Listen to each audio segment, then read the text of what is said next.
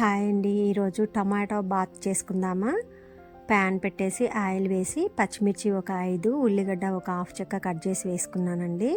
అలాగే కొంచెం కొత్తిమీర, అల్లం వెల్లుల్లి పేస్టు, పల్లీలు వచ్చేసి మజ్జిగ కట్ చేసి వేసుకుందాం. డైరెక్ట్గా వేసుకుంటే పిల్లలు పడేస్తారండి, పల్లీలు తిన్నారు కదా, అందువల్ల నేను మజ్జిగ కట్ చేసి వేస్తాను. కొంచెం కొత్తిమీర, ఒక టమాటా, అల్లం వెల్లుల్లి పేస్టు, తాలింపు గింజలు, జీలకర్ర, ఒక టమాటా కట్ చేసి వేసుకున్న తర్వాత కొంచెం సాల్ట్ కూడా వేసుకుందామండి. తాలింపులోనే బాగుంటుంది, మగ్గుతుందనమాట మనం వేసుకున్నటువంటి ఇంగ్రీడియంట్స్ అన్నీ కూడా.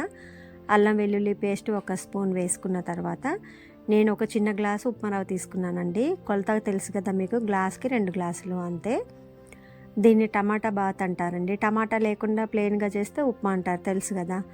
గ్లాస్కి 2 గ్లాసులు వాటరు, ఉప్మా రవ్వ యాడ్ చేశానండి. మీకు ఇంట్రెస్ట్ ఉంటే కొంచెం పాలు పోసుకోండి. నేను ఈరోజు ప్లెయిన్గానే చేస్తున్నా కావాలనేసే. ఇక ఇంతేనండి. మీకు బాగా చిక్కగా కావాలంటే కొంచెం వాటర్ యాడ్ చేసుకోండి. లేదు అని అనుకుంటే మాత్రం కరెక్ట్ కొలత గ్లాస్కి 2 గ్లాసులు అండి. ఉప్మా రెడీ అండి. Thanks for watching.